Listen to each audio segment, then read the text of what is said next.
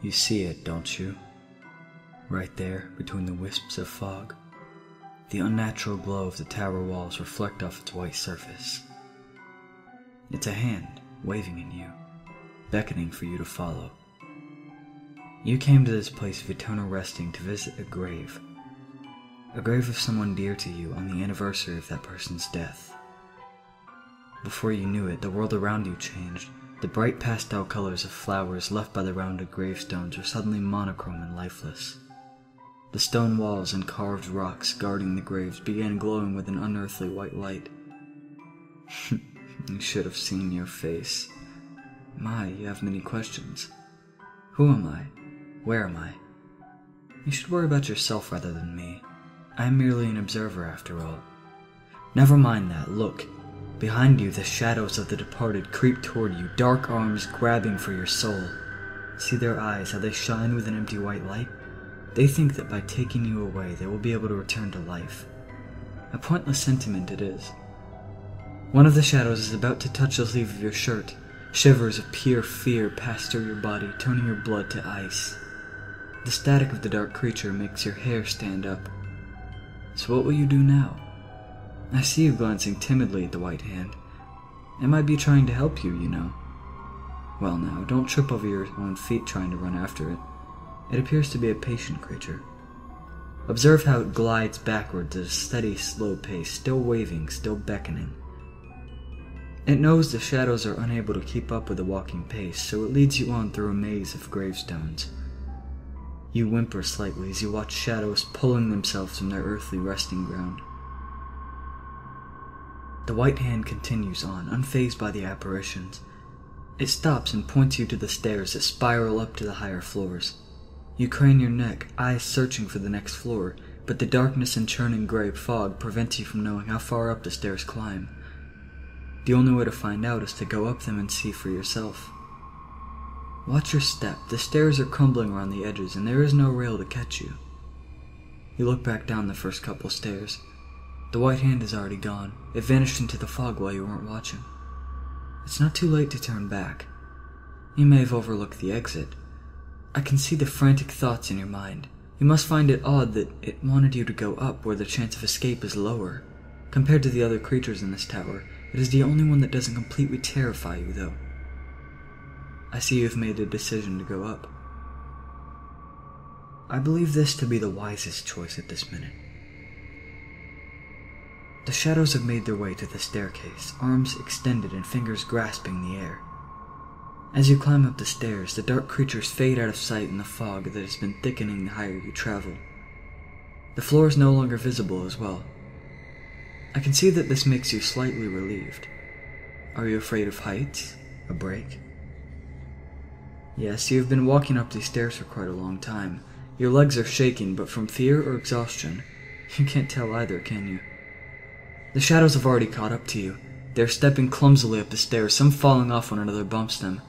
You've been sitting for far too long. Those tears streaming from your eyes have not helped you at all.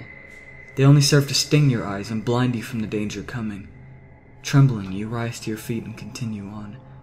You must be wondering when you will reach the next floor, or if there even is one.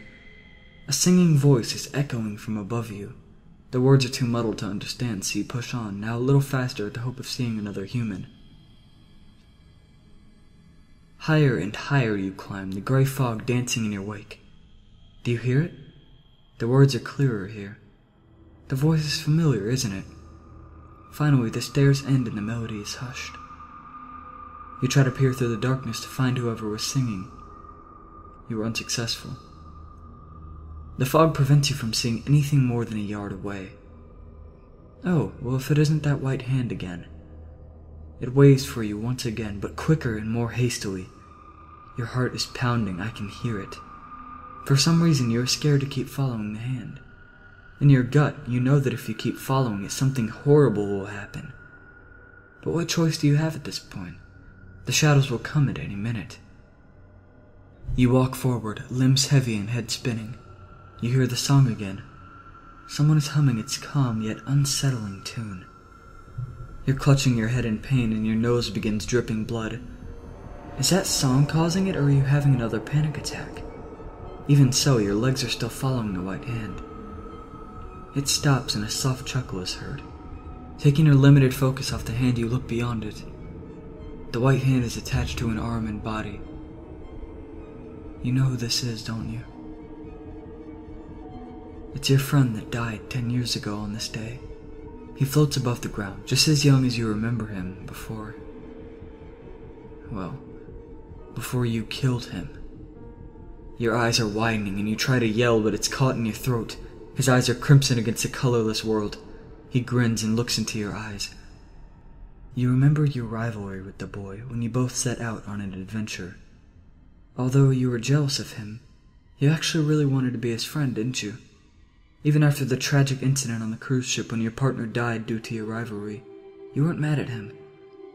When your journeys ended at the place only champions go, you both started being great friends. Traveling the world and seeing things with a friend was much better than being alone.